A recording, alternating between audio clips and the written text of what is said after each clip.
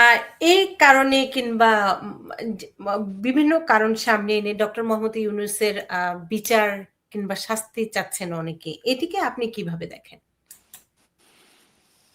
এইটা ডক্টর ইউনূসের বিচার চাওয়ার অনেক গ্রাউন্ড আছে অনেকের কাছে। একটা হচ্ছে যে তিনি ৭১-এর মুক্তিযুদ্ধকে একবারে কোনো শোনা কথা না, নিজে বলেছেন।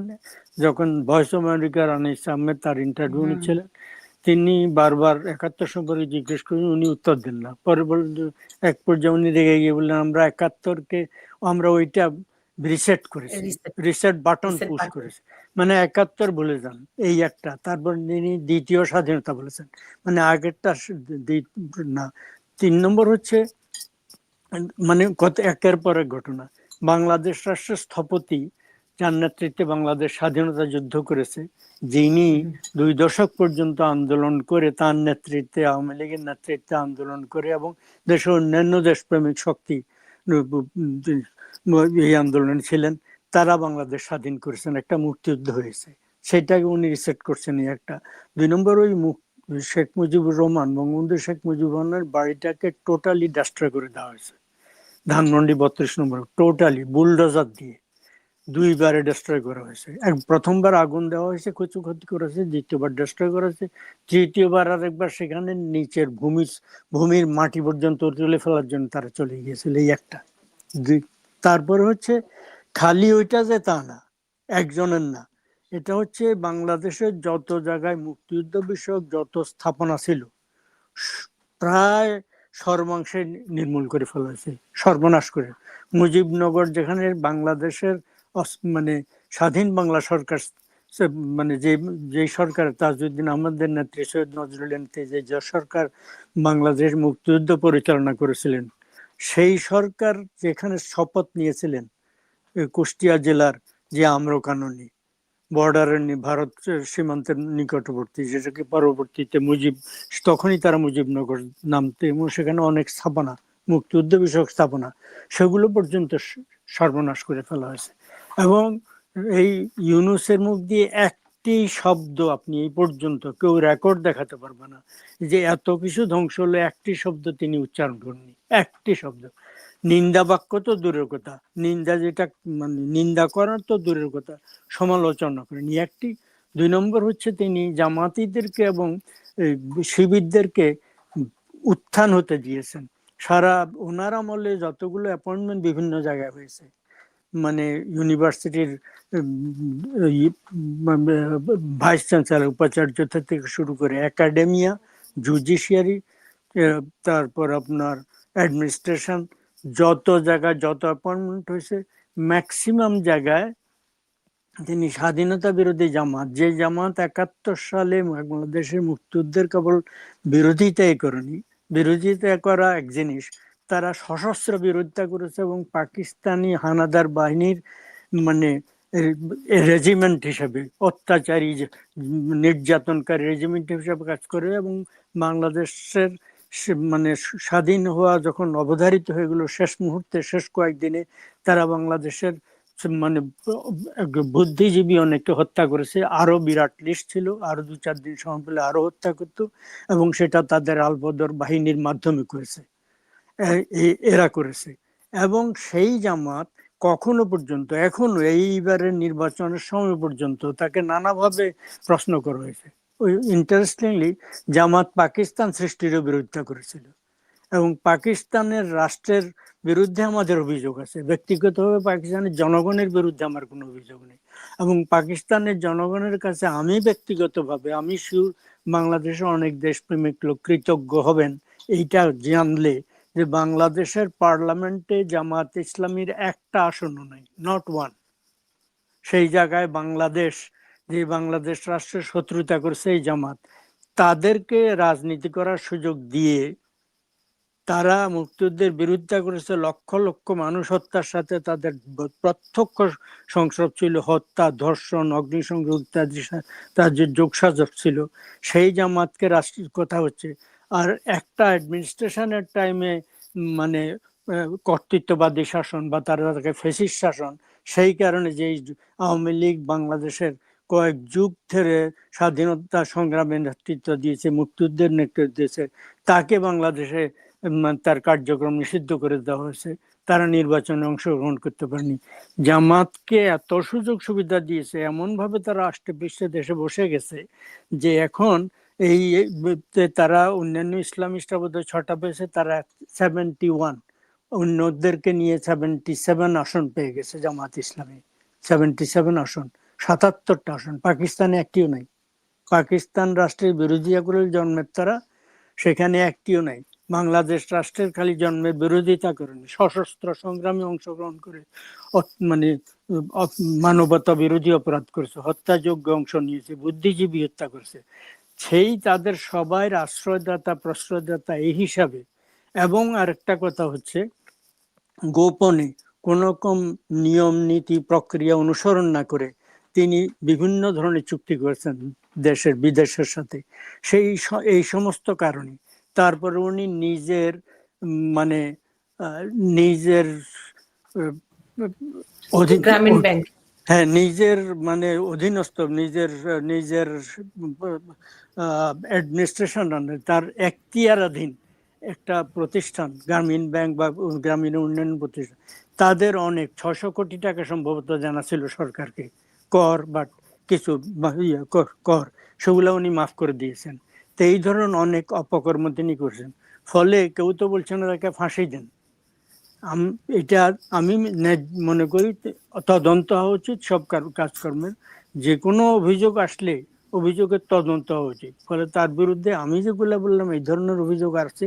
একজন আইনজীবী সুপ্রিম কোর্টে অলরেডি হাইকোর্টে মামলা করেছেন তাকে বিচারে সুপর্দ করার জন্য। আমি এটা ন্যায্য বলে মনে করি যে তার মানে তদন্ত হওয়া উচিত, বিচার হওয়া উচিত। বিচারে তো যদি বিচারকরা বলেন যে তিনি নিরপরাধ, এটা একটা। আরেকটা কথা, তারা যে ক্ষমতা এসছেন সেখানে আরেকটা ব্যাপার আছে। তিনি এই রাষ্ট্রপতি শাহাবুদ্দিনকে মিসলিড করেছেন।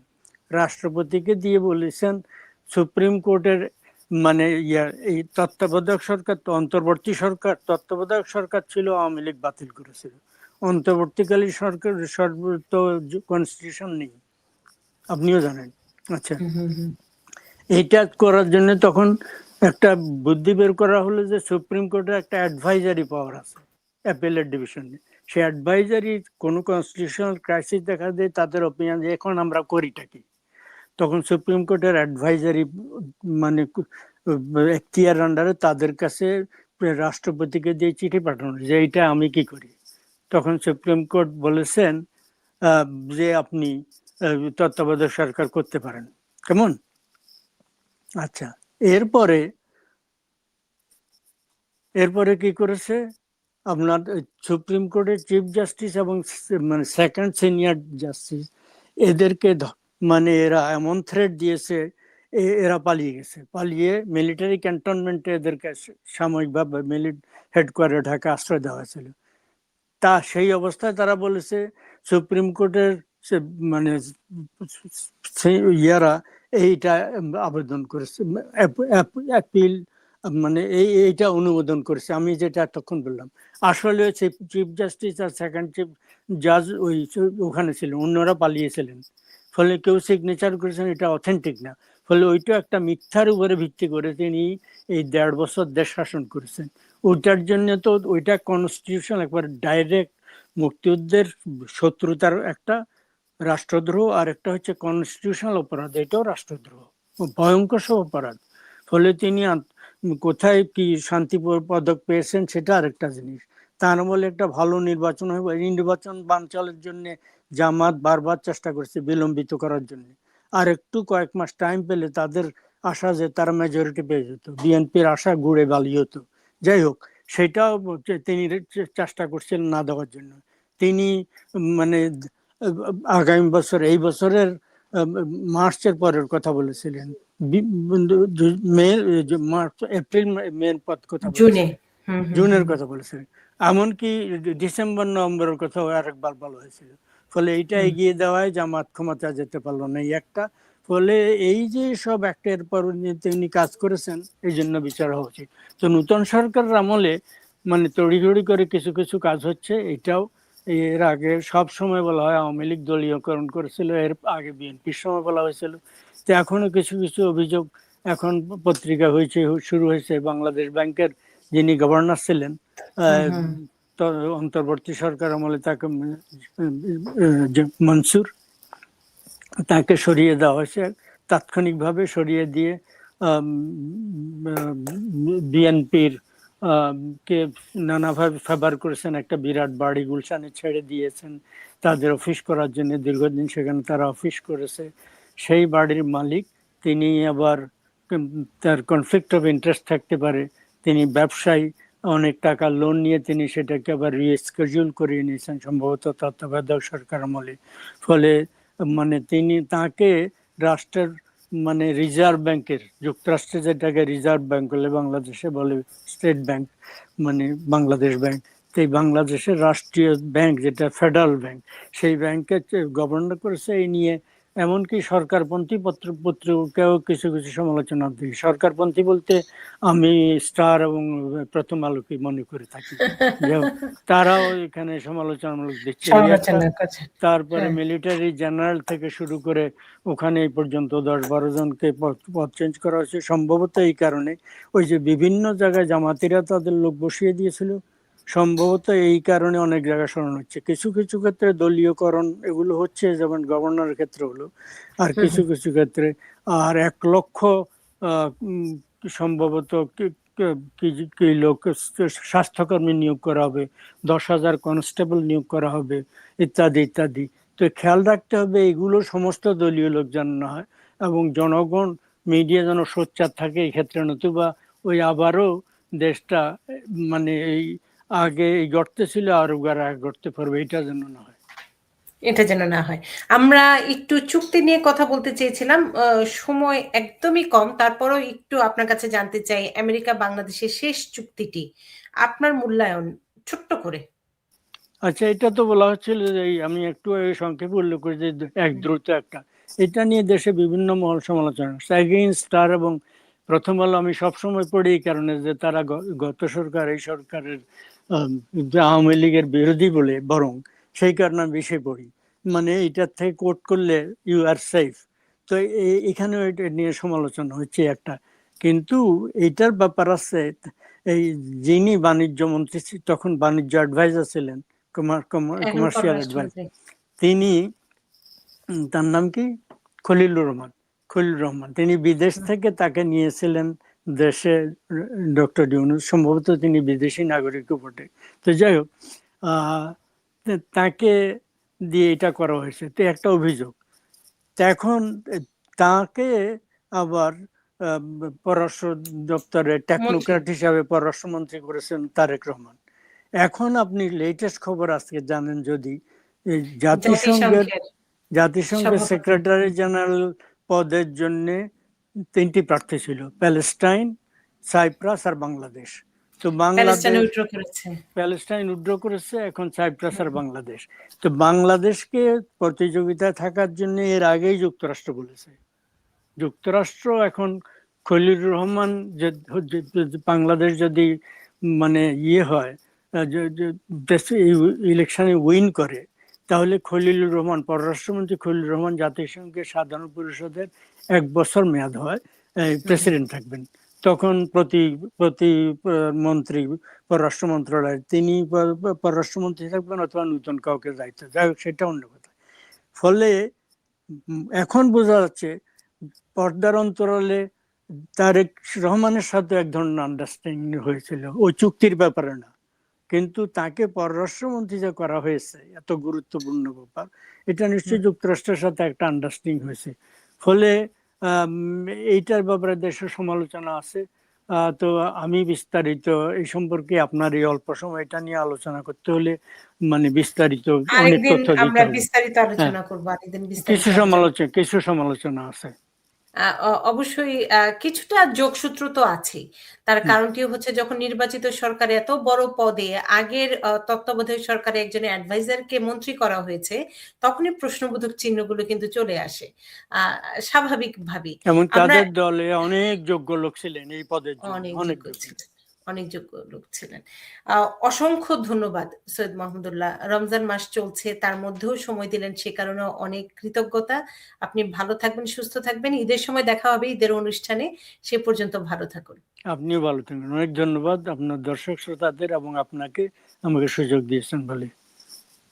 এবং একই সাথে দর্শক, আপনাদের প্রতি অনেক অনেক কৃতজ্ঞতা এবং ভালোবাসা। রমজান মাস চলছে, সে কারণে আমাদের অনুষ্ঠানেরও একটু আমরা ছোট করে আলোচনা করছি, তথ্য দিচ্ছি। তার কারণটি হচ্ছে দ্য নূপুর চৌধুরী শো সবসময় তথ্য দিতে অঙ্গীকারাবদ্ধ, এবং একই সাথে যে উৎসবগুলো থাকে সেই উৎসবের সাথেও আমরা জড়িয়ে থাকি। সে কারণেই এই আয়োজন, এবং সে কারণেই বিভিন্ন তথ্য এবং বিশেষ আয়োজনগুলো থাকে। আপনারা সবাই ভালো থাকবেন, সুস্থ থাকবেন। আবারও দেখা হবে আগামী বৃহস্পতিবার ঠিক রাত ৯টায় নতুন বিষয় নিয়ে, নতুন সাবজেক্ট নিয়ে, এবং আইন, অভিবাসন, ট্যাক্সের খবর তো থাকবেই। সে পর্যন্ত রাজনীতির আলোচনাও থাকবে, এবং সে পর্যন্ত যদি আপনাদেরও কোনো প্রশ্ন থাকে সেগুলো জানাতে পারেন। সবাই ভালো থাকুন, সুস্থ